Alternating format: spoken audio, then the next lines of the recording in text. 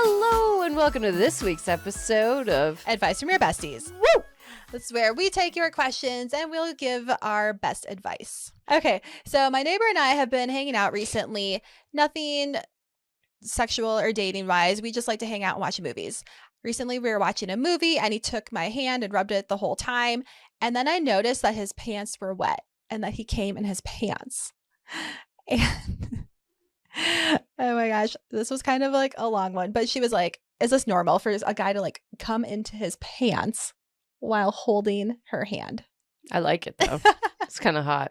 And she was just asking like, should I say something or like do something? Yes, you should. Hey, I'm sorry. Did you just go to the bathroom and kind of miss? Because that's okay. That happens to me all the time. What just happened there? I would have asked. I've been like, what just happened there? Because you know what it looks like? What? Speaking to the mic. You know, I would point to their wet spot and be like, sir, person, what is that wet spot? Yeah. I'm a little alarmed by that. Is that a thing? Perhaps holding my hand is too much for you to handle. I didn't know it was like that hot. I just turned you on by you're holding my hand. She must have a nice supple hand if he's like rubbing it and that makes him come. Oh, yeah.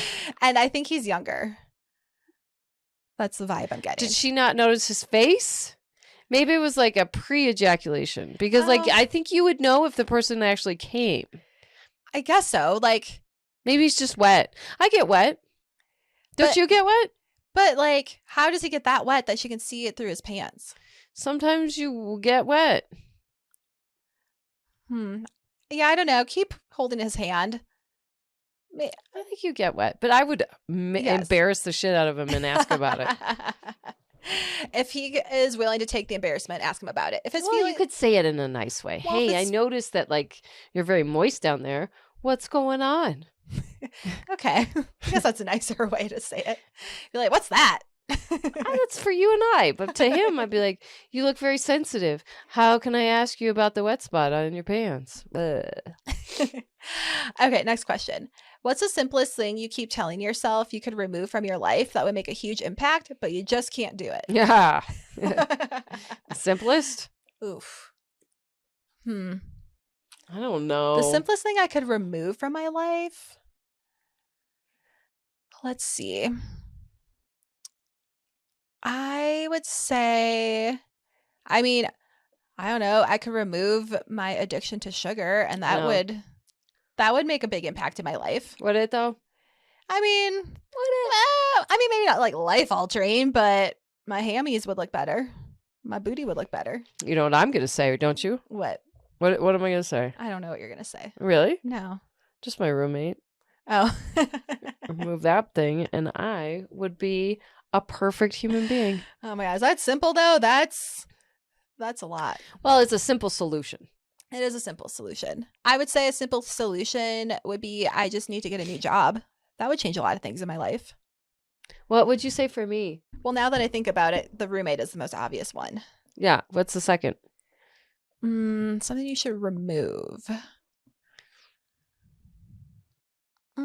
You know what? Just remove anyone from your roster that's not doing it for you so they don't take up space in your head. I think I'm okay there. Okay. I'm very pleased with what I got going on. Okay. I'd like to add more to the roster. I'm very pleased. Everyone is giving what I'm getting something out of what they're giving. Okay. So, yeah, I guess then you don't really have to do anything. I know, I'm perfect, huh? Yes, you are. Okay, great. Do you consider your significant other to be your best friend? No. I don't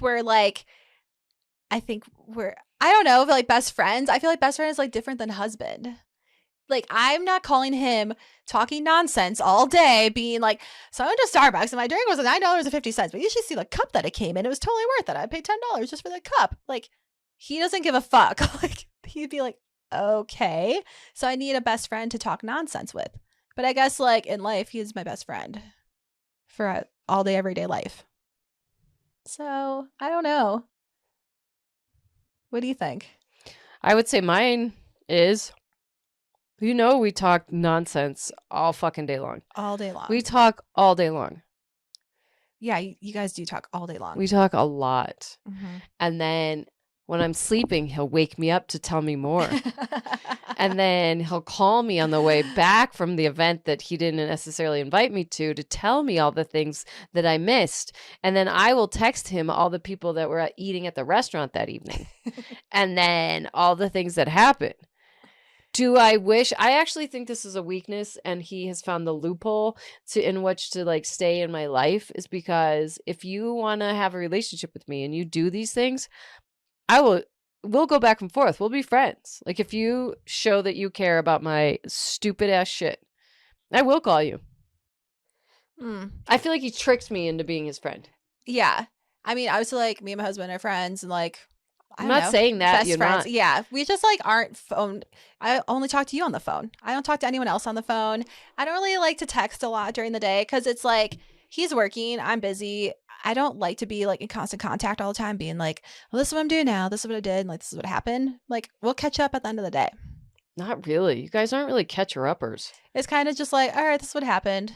If that. Yeah. You guys don't really do that. Unless it's something like big. Yeah, but like I update you on how many times I change my shoes in the day, and I'll do the same for him.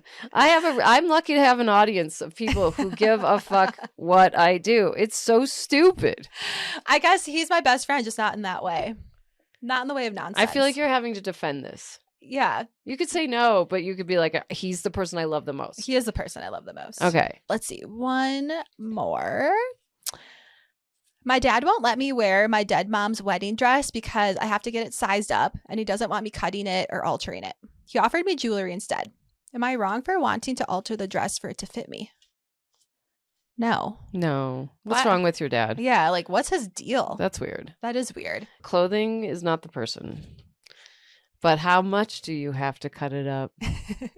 Like, how much do you have to size that up? How much are you sizing it up? Is it like a washcloth at this point? Maybe the sleeves from the entire way? I don't think there's anything wrong with it, Dad. Just because Mom died, she would have wanted your daughter to have the dress. Stop being like that. You know what? Why don't you think as Mom would? Obviously, she's missing her mother. She wants to pay respect to her mother. Get the fuck out of the way. You know what? If this is the bad choice you're making at the wedding dress, what other things have you not done well for your daughter who's without a mom? Yeah, I think your dad's being very short-sighted. And selfish. Mm-hmm, this is about you. Selfish. No, girl, you are right. You take that dress, you chop it up however you like. Yeah, he wouldn't even know the difference anyway. What is he doing? Sleeping with it? Fuck, that's weird. He probably hasn't seen it in like 20 years. It's yellow. Yeah. At least 20 years. It's like 30 years. At least. Maybe 40, right? I mean, if mom's, look at it. Mom gets married at like 25. Mm-hmm. 25 years later. How many years? It's going to be like 30 years. Ew, the fact that your dad wants to like hold tight onto that like aging fabric. That's weird. I'm sorry. No, you're right. She's wrong. You get the dress and the jewelry. Yeah, right? Why is he being so stingy with the shit? I know. You're her daughter. It's all the same thing. He made you with her. It's all the same pool. Send your dad to grief counseling and you chop that dress up. That is right. You steal it. You steal it out from underneath his bed because you know that's where he's keeping it. And he's taking it out every night and he's sniffing it. And he like puts fabric, like stuffs it so it's a human. And he like cuddles this stuffed dress. Anyway. Oof. Well, I hope it's not going that far, but it sounds like it. Yeah. I'm sorry. Anyways, make sure you share this episode with your bestie and follow us on Instagram, TikTok, and YouTube at So Fired Pod, and we'll see you next time. Bye. Bye.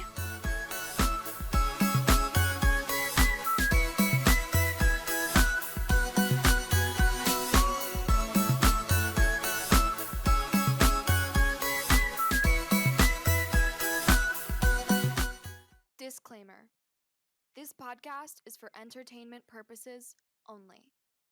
The stories and statements expressed herein are experiences and opinions.